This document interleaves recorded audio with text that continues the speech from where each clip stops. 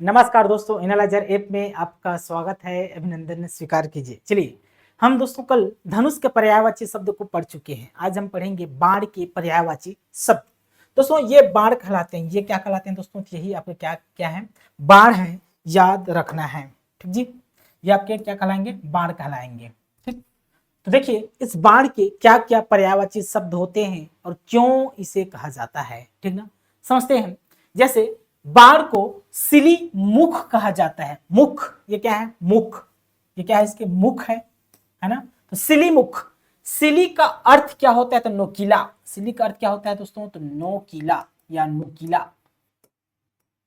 इसका मुख नोकीला होने के कारण, नोकीला होने के कारण इसे सिली मुख कहा जाता है। तो सिली अर्थात नोकीला, नोकीला। तो इसका मुख देखिए नोकीला है, इसलिए बाण को सिली मुख कहा जाता है। एक और अब भी पढ़ चुके हैं, सिली मुख। भौरा को भी कहा जाता है, क्योंकि जो भौरा होते हैं, जो कीट होते हैं भौरा, उसका भी जो मुख है वो सिली है, नोकीला है, इसलिए भौरा को भी सिली मुख कहा जाता है। और बाण को भी। तो दो लोगों की पर्यायवाची है, एक बाण की पर्यायवाची शब्द है और दूसरा दोस्तों आपकी भौरा की। भौरा को भी सिलीमुख कहा जाता है। सर, सर का अर्थ होता है बाण। जैसे कल हम धनुष में पढ़े थे सरासन, तो सर का अर्थ होता है बाण, इसलिए बाण की पर्यायवाची शब्द सर हो जाएगा। ठीक, तीर, इसी को तीर देखिए, तीर जैसे दिख रहा है तो तीर है। बाण को ही तीर कहा जाता है जी, बचपन से जानते होंगे।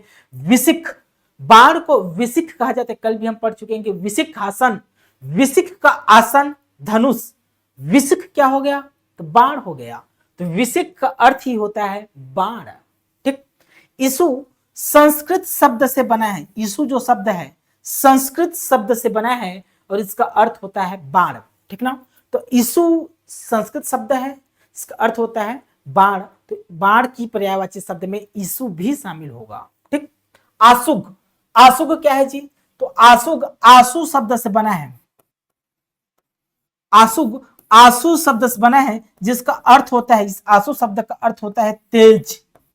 तेज बोलूं या शीघ्र बोलूं, शीघ्र बोलूं या जल्दी, मतलब जो जल्दी में हो, शीघ्र हो, तेज गति से हो। बाण भी का जो उत्पत्ति हो तेज गति के कारण जाने जाता है। बाण को तेज गति के कारण ही जाने जाता है, इसलिए आसुग का अर्थ बाण लिया जा सकता है। तो बाण को आसुग भी कहते हैं, क्योंकि आसुग में आसु का अर्थ होता है तेज गति, और बाण को तेज गति के कारण ही आसुग कहा जाता है।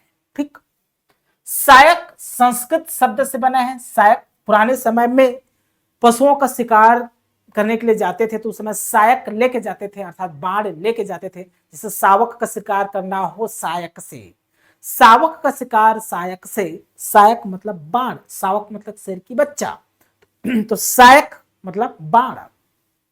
नाराज, नाराज क्यों कहते हैं दोस्तों? नाराज शब्द बना है नार से। नार आप सभी जानते हैं, नार एक विशेष प्रकार का वृक्ष या विशेष प्रकार का एक लकड़ी है।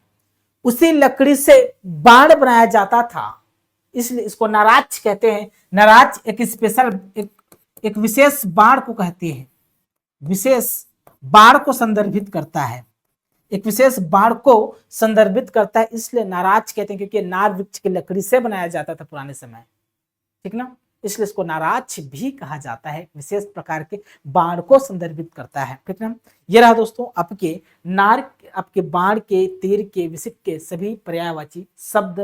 आशा करता हूं अच्छे से समझ में आ गया होगा। मिलते हैं अब तर्कस। इस बाण को रखने के लिए जो पीछे में से निकालते हैं ना जी, ऐसे जो पीछे में जो रखा जाता है, बाण को रखा जाता है, बाण का आसन, बाण को रखा जाता है, वो कहलाता है तर्कस।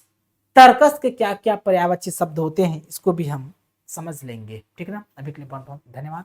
Thank you.